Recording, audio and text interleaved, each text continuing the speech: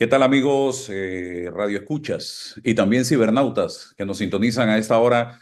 Nuestra entrevista en este momento es con el doctor Ernesto Pérez Valladares, expresidente de la República de Panamá. Hay diversos temas que tratar con él, precisamente en una coyuntura como la que estamos viviendo, una coyuntura de transición del gobierno de Laurentino Cortizo a un nuevo gobierno eh, parecida a la que le tocó vivir en algún momento dado a él allá en el año 1994.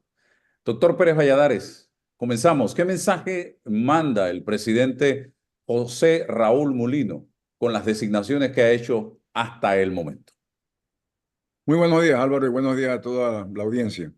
Bueno, yo creo que, mire, esto es evidente que las designaciones que ha hecho el presidente electo demuestran su interés por tener un gabinete capaz, lo primero es importante, honesto, lo segundo es más importante, y que pueda afrontar los problemas que tiene, que le toca hacer en el próximo quinquenio.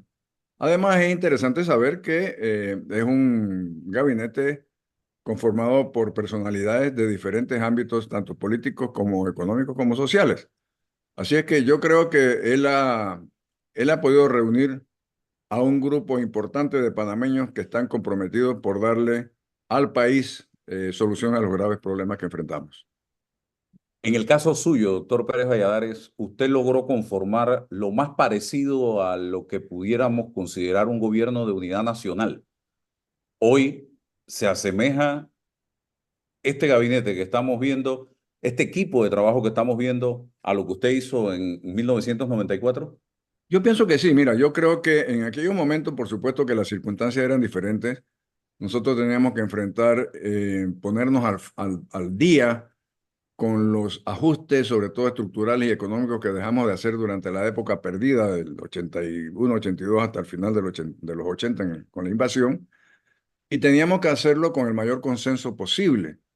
Por eso, además de rodearnos de las personas que nosotros pensábamos que eran los más capaces de llevar adelante el programa, lo hicimos sin tener mucha consideración por sus antecedentes políticos. Ahí había incluso personas que se identificaron en su momento con ser casi que anti-PRD, ¿no? Por ejemplo, el procurador Sosa, que era militante del Partido Demócrata Cristiano. En fin, tú conoces la historia. Yo creo que sí, yo creo que el presidente Molino ha tratado de conformar un gabinete que le permita lograr algún grado de aceptación nacional, algún grado de cohesión, algún grado de convergencia política para poder afrontar las cosas que tenemos que hacer. Cada vez la gente cree menos en la democracia.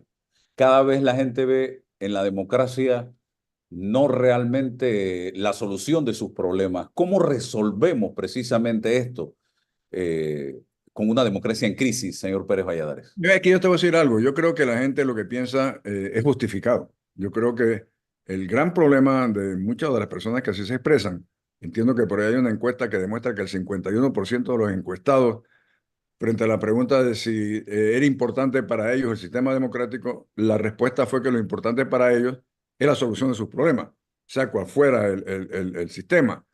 Yo creo que eso es un reto. Es un reto para poder en este quinquenio demostrar con toda certeza que la mejor forma de solución de los problemas nacionales que enfrenta la población es la democracia. Si nosotros no hacemos eso, entonces seguimos eh, horadando las bases del sistema democrático al punto que quién sabe a dónde vamos a llegar.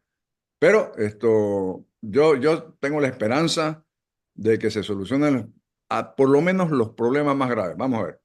La Caja del Seguro Social, que no es solamente el problema de invalidez, vejez y muerte, es el problema de la pésima atención médica, es el problema de la falta de medicamentos, es la falta de humanidad. No es posible que tú tengas personas que tienen que llegar a una cita en el oncológico a las 3 de la mañana para que los atiendan a las 3 de la tarde. Tenemos que buscar una manera de reestructurar esos servicios para que la gente se sienta verdaderamente atendida. Tienes el problema del agua. Es inaudito que a estas alturas del siglo XXI tengamos comunidades que no tienen agua. Tenemos el problema de la calidad de la educación. Tenemos que buscar la forma de aumentar la calidad de la educación para poder ser competitivos en el mercado laboral, que no es solamente panameño, el mercado laboral es mundial. El tema las carreteras, de los caminos de acceso, de las infraestructuras, que se han deteriorado a un punto que hay prácticamente que rehacerlos de nuevo. Bueno, yo diría que esos temas, si nosotros logramos que esta administración pueda enfrentarlos y buscarle una solución aceptable a esos temas, yo creo que estaríamos consolidando el sistema democrático.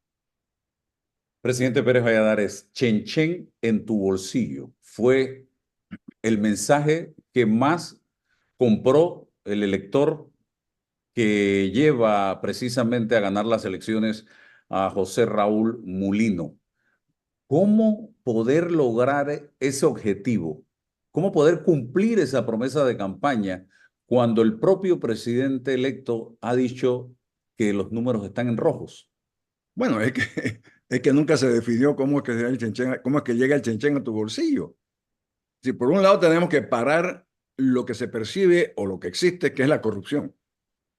Evidentemente, eso significa que tenemos que tomar mecanismos y acciones duras contra aquellos que hayan hecho actos de corrupción y eliminar las circunstancias en las cuales se da la corrupción. Entonces, la única forma que tú puedes pensar de llevar chen chen al bolsillo de la gente es creando y generando empleos públicos mediante inversión o privados mediante la atracción de inversión privada. No hay otra forma. Es decir, aquello de que yo voy a pararme en una esquina con un saco de billetes a repartírselo para que tú tengas chen chen, eso es simplemente un mensaje totalmente utópico y falso. Bien, ¿hay o no hay plata en Panamá en este momento?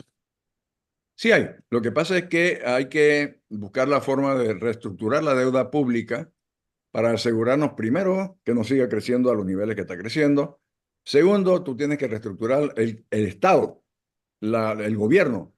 Tú no puedes tener una asamblea, por ejemplo, para tomar el caso que todo el mundo entiende, una asamblea de diputados con los presupuestos de 200 millones de dólares, con la cantidad de supuestos empleados que trabajan allí, que no lo hacen, con empleados, con personas que están cobrando un cheque en las comunidades para ser activistas de X, Y o Z cosas.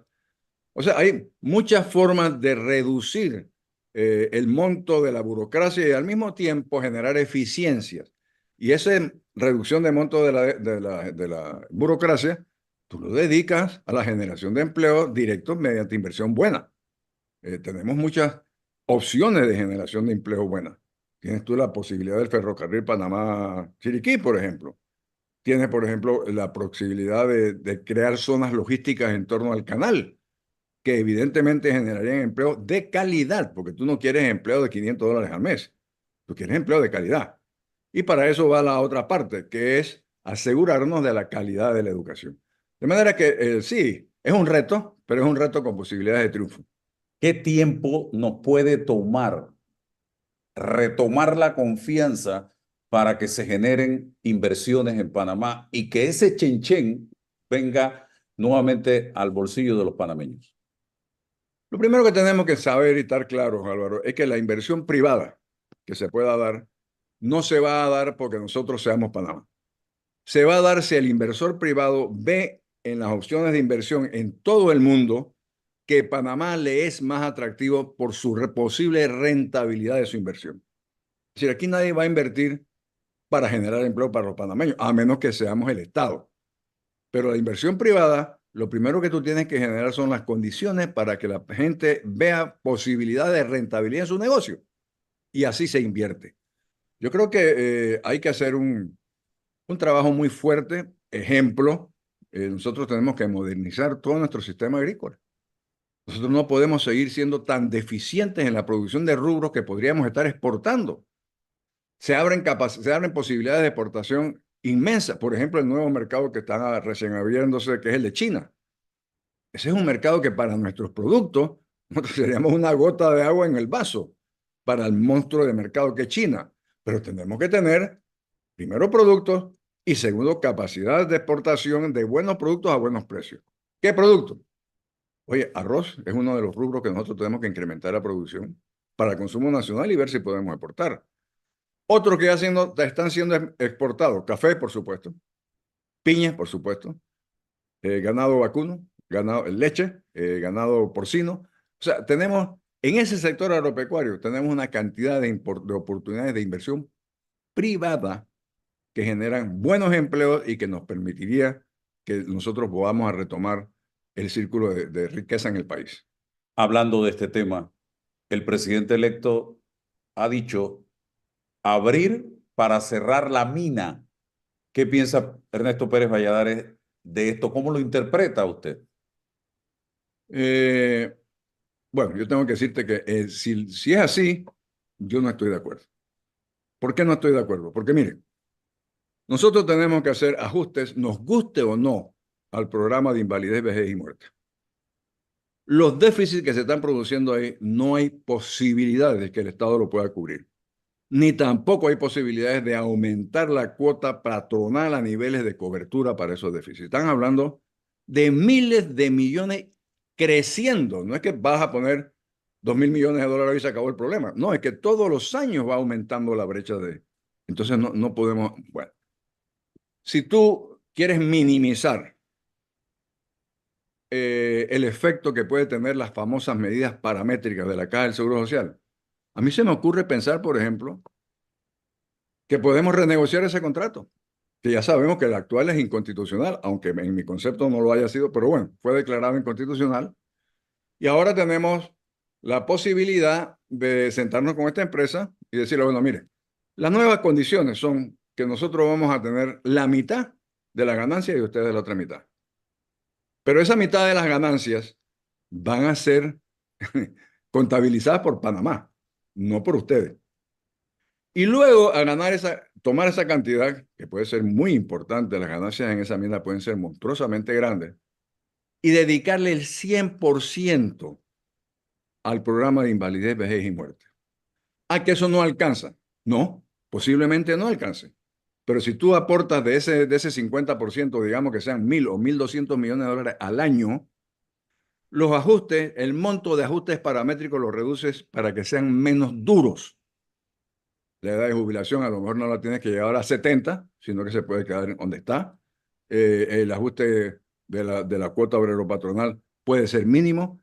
Y con esa posibilidad, tienes que cerrar el programa de invalidez, vejez y muerte del tal mal llamado programa solidario. Y tienes que abrir lo que ya se experimentó al principio, que es un programa de jubilaciones individuales, de ahorro individual. Claro, todos los que están en el actual programa van a jubilarse y van a continuar recibiendo su jubilación hasta la muerte. Pero al día siguiente que eso te instituya, tú no vas a poder entrar más a este programa, sino al otro, y hacer tu ahorro individual. Yo creo que la mina es un mecanismo de producción de dinero. Y te voy a decir algo más, Álvaro. El canal de Panamá. Mira, el canal de Panamá está llegando a su punto de no poderse expandir más. ¿Hace falta agua? Sí, bueno, se va a generar, yo me imagino, la cantidad de agua necesaria con el restablecimiento de la cuenca de Río Indio que nosotros habíamos hecho por allá por el 98, 97, y que un gobierno posterior, por razones políticas, la quitó.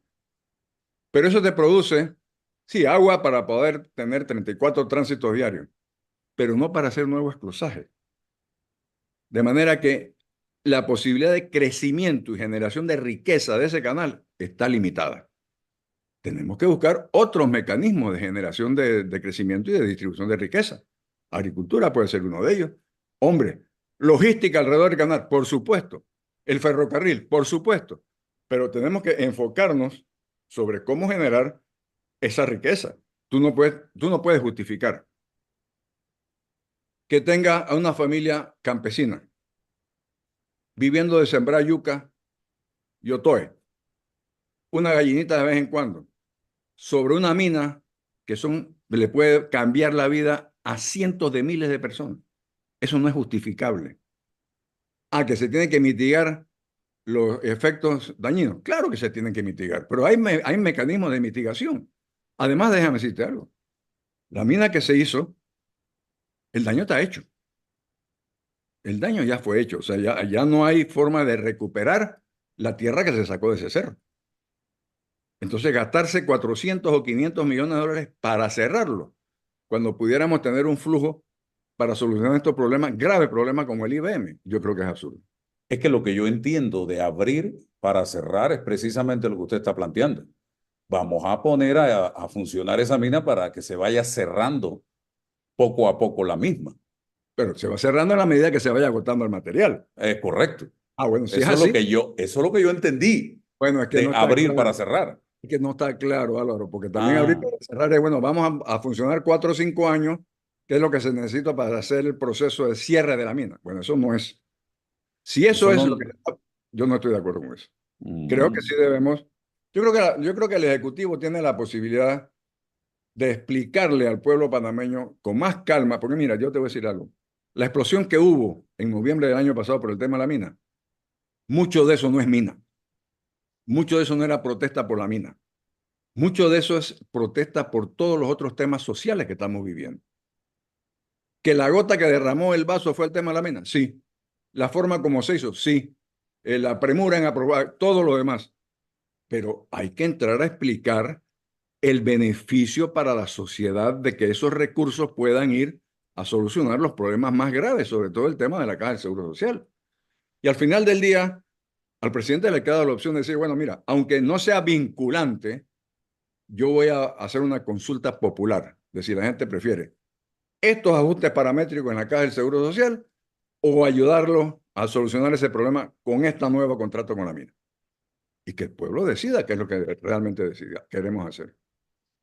Doctor, ¿cómo interpreta usted ya en el ámbito político la declinación de Luis Eduardo Camacho como candidato a la presidencia de la Asamblea Nacional de Diputados? ¿Qué está pasando allí, a juicio suyo? Yo supongo que él en su, yo no sé, honestamente, estamos suponiendo, estamos Ujú.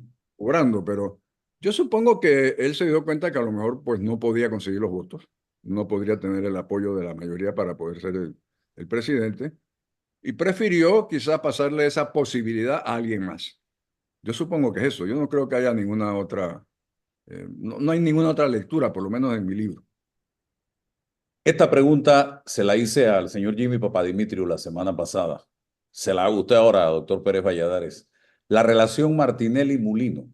En campaña se nos vendió la idea de que Martinelli era Mulino y que Mulino era Martinelli.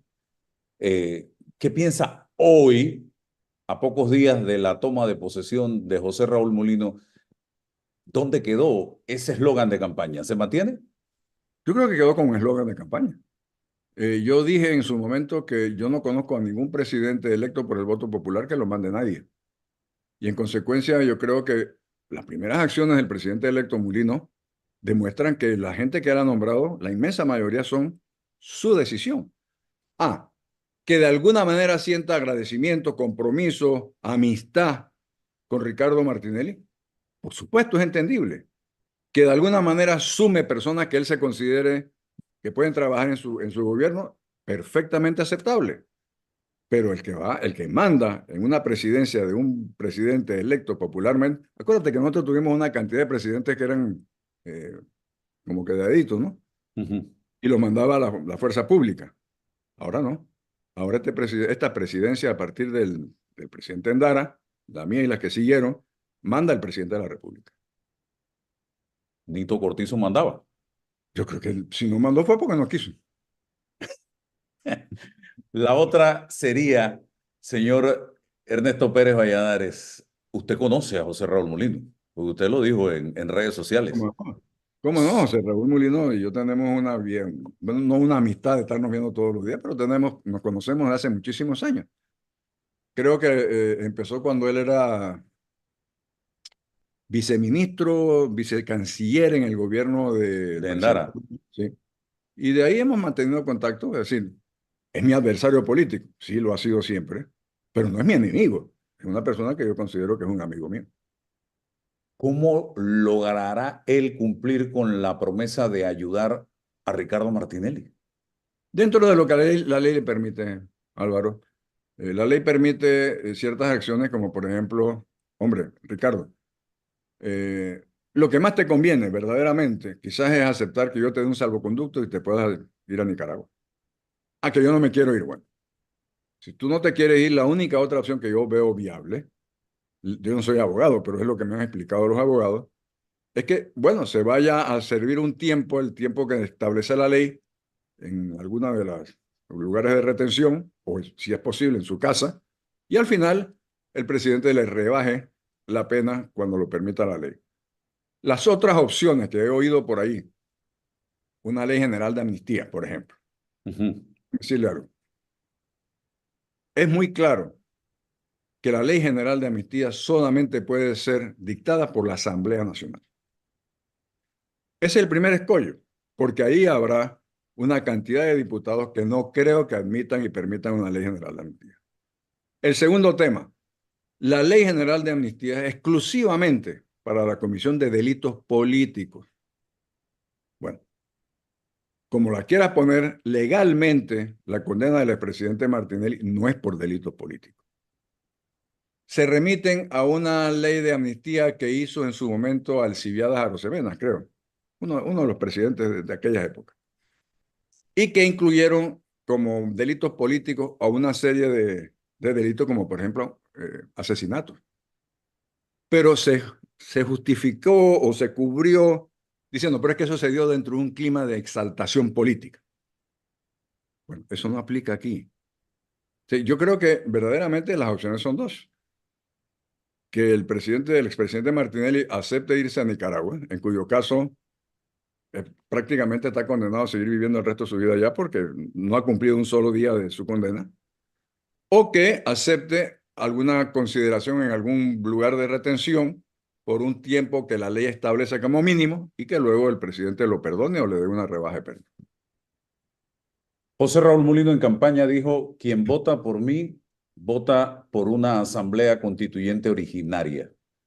Sí, ¿Usted cree en un proyecto en medio de la coyuntura que está viviendo el país mire, como este? yo pienso que la Constitución se puede reformar en algunos aspectos puntuales sin abrir la caja de Pandora, que sería una constituyente originaria donde se eligen constituyentes. Yo creo que incluso ya el presidente ha modificado o ha dicho o ha aclarado, el presidente electo, en qué está pensando.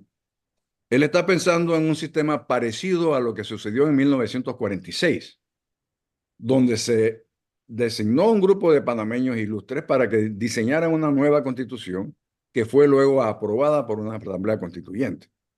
Pero eso de abrir a discusión pública y encima de todo esto, con los problemas que tenemos en Panamá, le va a restar a él tiempo y energía para solucionar los problemas que realmente afectan a la población. La Constitución no afecta a la población directamente. La gente no siente que la Constitución es mi problema porque no tengo agua por la Constitución. No, eso no es verdad. Entonces yo creo que en orden de prioridades, en mi mente, lo principal es atacar los problemas sociales más urgentes. La gente se queja del alto costo de la energía eléctrica, del mal servicio que prestan las empresas de generación y de distribución eléctrica y de la mala calidad del servicio. ¿Cómo resolvemos este tema, doctor Pérez Valladares?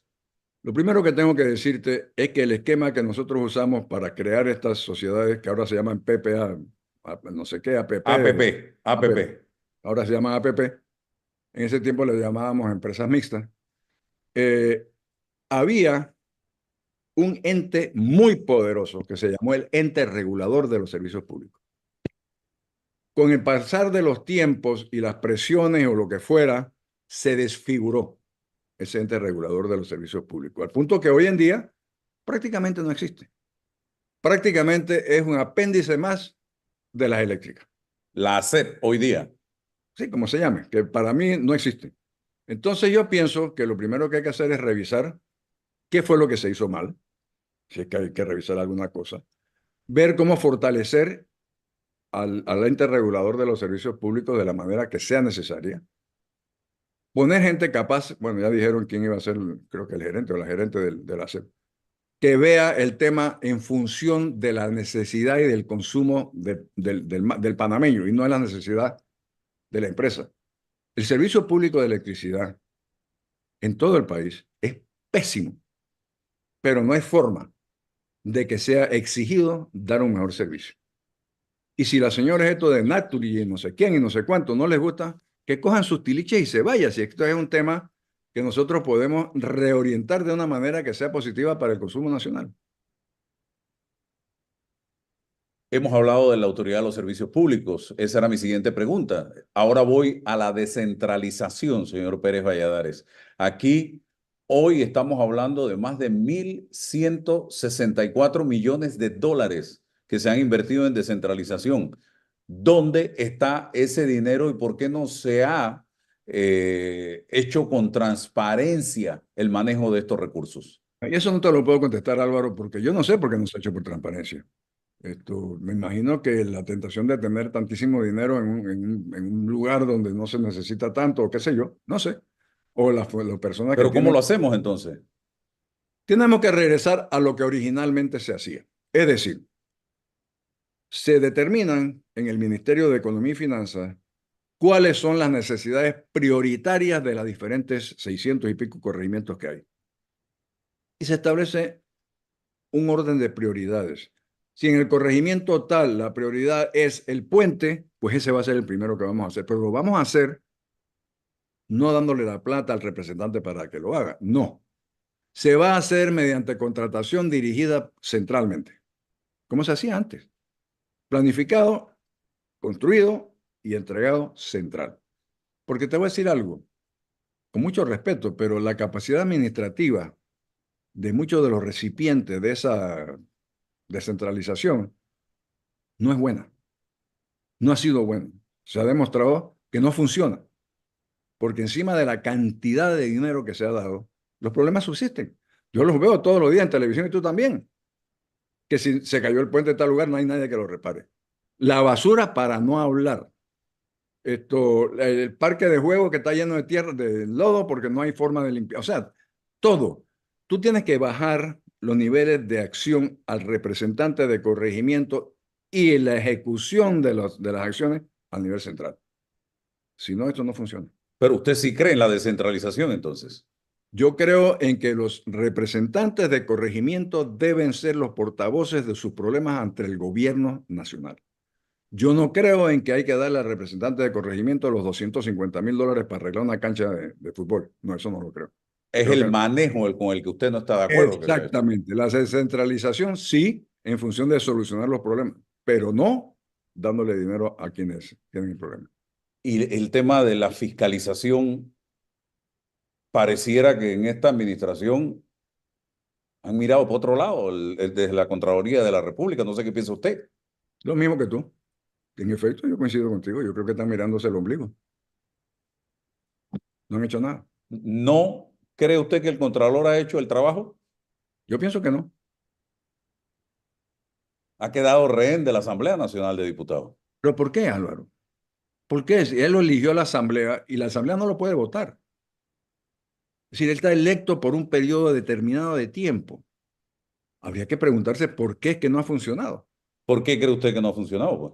Yo no tengo la menor idea, porque vamos a ponerle de esta manera. El Gerardo Solís que yo conocí Igual. no es el Gerardo Solís que está en la Contraloría. Así que no sé, no me explico. Eso mismo me he preguntado yo. El Gerardo Solís que conocimos en la Fiscalía Electoral, por ejemplo, no es el Gerardo Solís que tenemos ahora como el fiscalizador de los recursos del Estado. Así es. Ese no es la misma persona ni ha ¿Qué lo actuado. habrá hecho cambiar? La gran interrogante que me hago yo en este momento. Y yo también. Yo coincido contigo. ¿Cuál será la razón por la cual cambió de esa forma? Para mal y no para bien. En materia educativa, usted la ha mencionado un par de veces ya en esta entrevista. ¿Cómo logramos las transformaciones, señor Pérez Valladares, sin grandes traumas? Porque No, no, no es fácil. mira, Álvaro, traumas va a haber desde el momento que tú introduces cambios y exigencias. Lo primero que tenemos que entender, con todo el respeto, porque yo quiero que sepa que yo tengo una hija y una nieta educadores. O sea, yo tengo profundo amor y respeto por los educadores. Pero lo primero que tenemos que entender es que los gremios educadores son sindicatos. ¿Cuál es el propósito del sindicato? Evidentemente, el menor trabajo, la mayor remuneración posible. Ahí no entra a jugar la remuneración por calidad, por ejemplo. Entonces tú tienes que empezar por generar remuneración a cambio de calidad y permitir la calidad preparando nuevamente, buscando formas de instruir nuevamente a los educadores que son los que pueden dar calidad. Pero hay que hacerlo. Eso puede significar una huelga. Yo te voy a decir una cosa, quizás será por mi carácter, que dicen que a lo mejor es hasta parecido al presidente electo, pero yo te voy a decir una cosa. Si yo para solucionar el problema de la deficiencia educativa tengo que cerrar las escuelas un año, yo prefiero cerrar las escuelas un año y cambiar el sistema educativo a seguir enseñando mediocre. ¿Por qué?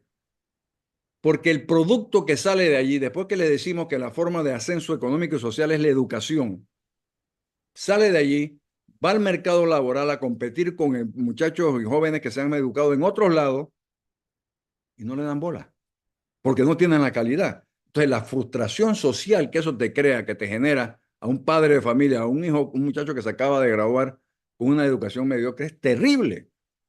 Entonces, yo prefiero, párate ahí. Ah, perdemos un año, perdemos todos un año, pero vamos a rehacer este sistema. No te oigo.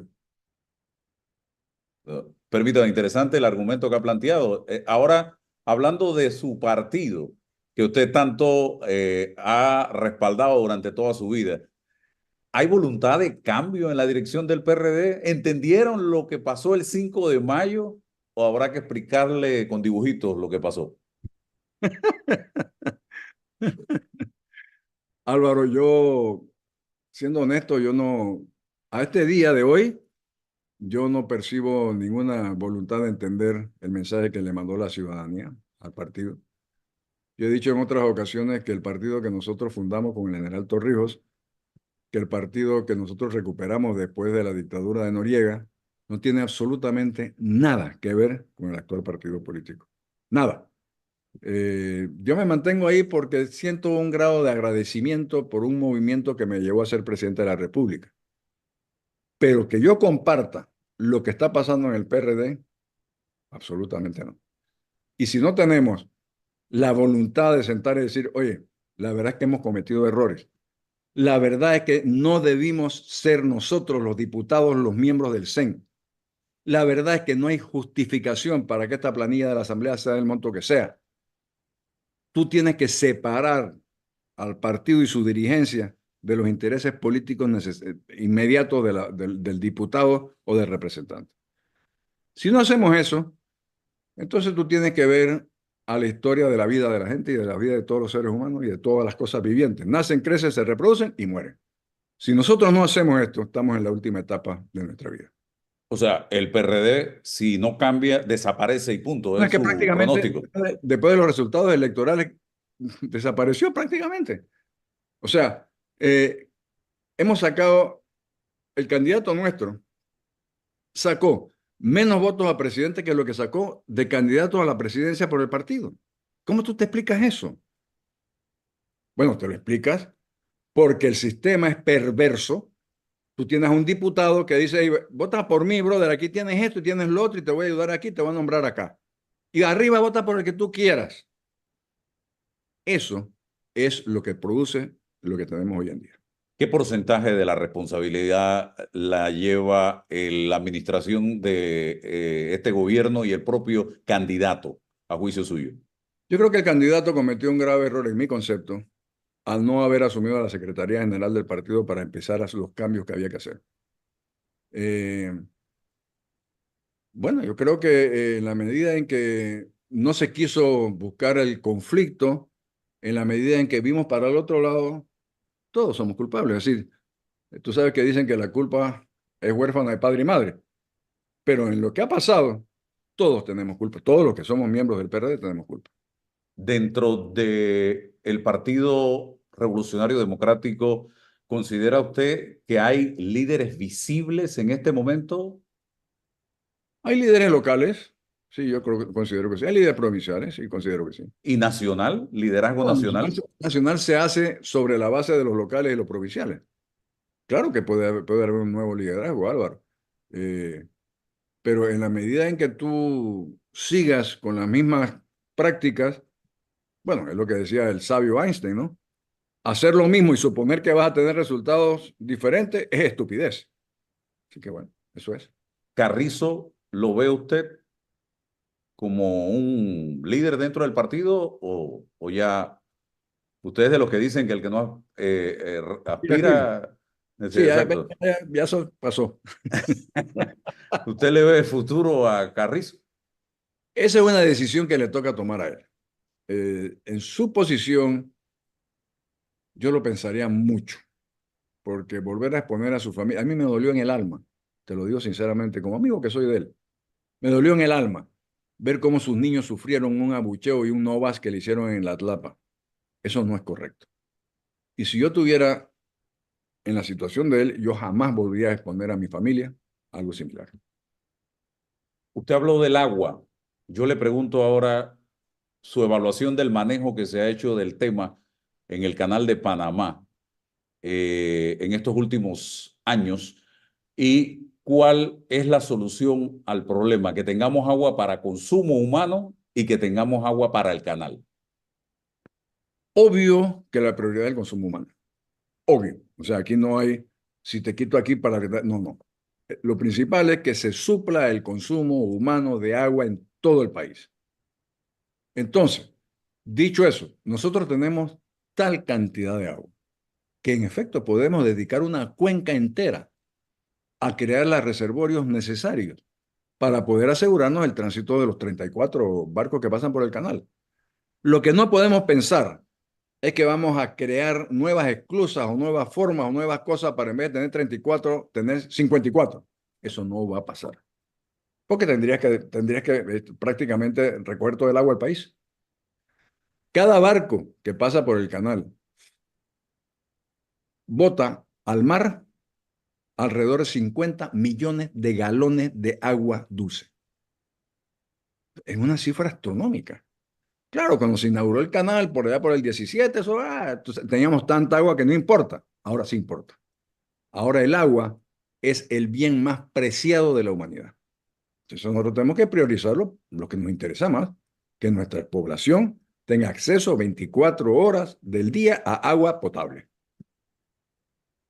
Y doctor, otra pregunta que tengo por aquí, después de las elecciones, ¿qué cambios haría usted para evitar la cantidad de problemas que hemos tenido en esta elección del 2024? Yo creo que el Tribunal Electoral tiene que evaluar, ellos siempre lo hacen cada quinquenio que presentan pero tienen que evaluar algunas cosas que a lo mejor van a ser necesarios estos cambios constitucionales. Por ejemplo, yo me remito a la forma como se eligen los diputados por estos circuitos electorales. Álvaro, no hace ningún sentido tener circuitos electorales, ninguno. Los problemas de los corregimientos se deben desarrollar y arreglar a través de los representantes de corregimiento. Los diputados tienen responsabilidad nacional y tienen responsabilidad de ver que el Ejecutivo no se exceda de sus funciones. Esas dos cosas se logran con diputados o nacionales o provinciales o una combinación de eso. Además, como desafortunadamente se ha generado el clientelismo político en la sociedad, yo creo que tenemos que buscar un método, digamos, similar a, por ejemplo, a la forma como se eligen en otros países o que se eligen aquí los diputados del Parlacén, que sean por nóminas cerradas de partido. ¿Para qué? Para evitar casualmente ese dime qué hay para mí, para yo darte el voto a ti. Para evitar y separar la campaña política del clientelismo de la sociedad. Y que sea un tema partidario. Que eso traslada el clientelismo al partido. Sí, es posible, pero es mucho menos dañino que el que tenemos ahora. Entonces, lo primero que yo haría es plantearme verdaderamente, si el Tribunal Electoral, yo primero me planteo la necesidad de una reforma constitucional para ver la forma como se eligen los diputados del país. Y además te voy a decir más. ¿Qué necesidad tenemos de tener 71 diputados? Si tú tienes 13 provincias, 2 por provincia, una por comarca, punto. Se acabó. Además, la asamblea debe tener una estructura burocrática. Abogados, economistas, qué sé yo, ecologistas, toda una estructura permanente que el diputado pueda consultar. No hay justificación para que tu diputado tengas un economista y yo diputado tengo otro. ¿Por qué? ¿Por qué? O sea, este no es un país para estar votando dinero. Así que yo creo que hay cosas que perfectamente bien se pueden modificar, aunque sea necesaria una consulta constitucional. A segunda vuelta, candidatos de partidos políticos o miembros de partidos políticos corriendo como independientes. ¿Todo esto tiene que cambiarse, doctor Pérez Valladares? Sí, yo sí pienso que sí, porque parte de lo que tú dijiste al principio, que es el descontento con el sistema democrático, viene por esos abusos al sistema democrático. Tú no puedes ser miembro de un partido y declararte independiente y no haya consecuencia. Digo, si tú eres independiente, renuncia o te votó del partido, pues ya tú no eres parte de este colectivo. Bueno, quizás es mi carácter. Y para cerrar, no sé si se lo han pedido, pero ¿qué recomendaciones por su experiencia le haría usted en este momento al presidente José Raúl Mulino para que logre los consensos necesarios frente a los graves problemas que enfrenta el país? Yo creo que José Raúl tiene suficiente experiencia para saber lo que tiene que hacer. Evidentemente, si él quisiera mi opinión sobre cualquier tema, yo con muchísimo gusto se la ofrezco. Pero tú sabes que opiniones no pedidas no son bien recibidas. Así que yo creo y confío en que él, habiendo sido miembro del gobierno y habiendo sido parte de los abusos también del gobierno, porque acuérdate que él, José Raúl, injustamente estuvo preso 6 meses. Ujú. Yo creo que él puede perfectamente saber las reformas y las cosas que hay que hacer para que la democracia se consolide seriamente y no el dibujo que tenemos ahora mismo. Muchas gracias al doctor Ernesto Pérez Valladares por compartir con nosotros en la mañana de hoy aquí en Noticias 180 Minutos. Que tenga Tú excelente siempre, día. muchas gracias por la invitación.